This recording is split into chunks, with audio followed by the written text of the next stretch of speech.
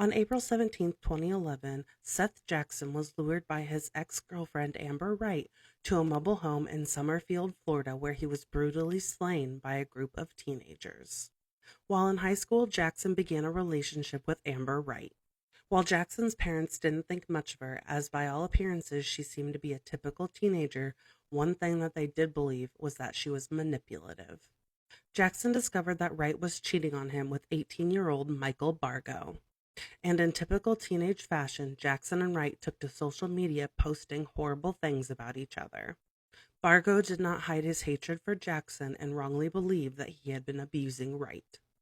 One night, Wright, Bargo, and Kyle Hooper, Wright's brother, were all hanging out at a friend's house. And Bargo allegedly said, "We need to kill Seth Hooper. Nobody likes him and he needs to die." Hooper didn't need much convincing, as Jackson had allegedly threatened to burn his house down. Everyone else at the gathering showed initial hesitation, but eventually they all agreed. Bargo began plotting Jackson's death with Wright, Hooper, Justin Soto, and Charlie Eli. Wright sent messages to Jackson telling him that she wanted to work things out, but telling him not to tell anybody. She then lured Jackson to Eli's house, where the group was waiting for him. The plan was to shoot Jackson and then torture him. Jackson was shot once and his fight or flight kicked in.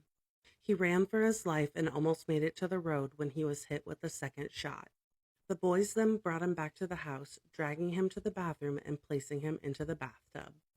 This is where Bargo fatally shot Jackson in the face.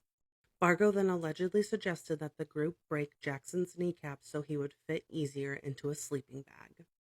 Eventually, Hooper found a hammer and broke Jackson's kneecaps and then pulled his teeth out with pliers.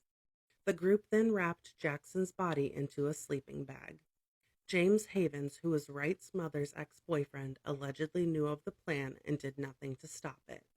He showed up to the house with cinder blocks and cleaning supplies.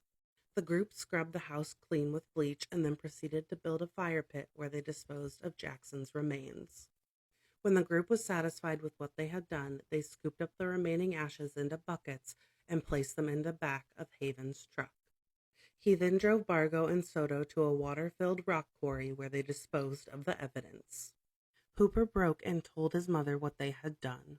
The group was brought in and charged with first-degree murder, and unsurprisingly, they flipped on each other. In June 2012, Wright, Hooper, Eli, and Soto were sentenced to life in prison without parole. Bargo was sentenced to death as the instigator of Jackson's murder, making him the youngest inmate on Florida's death row. Tell me your thoughts, and as always, I'll see you next time.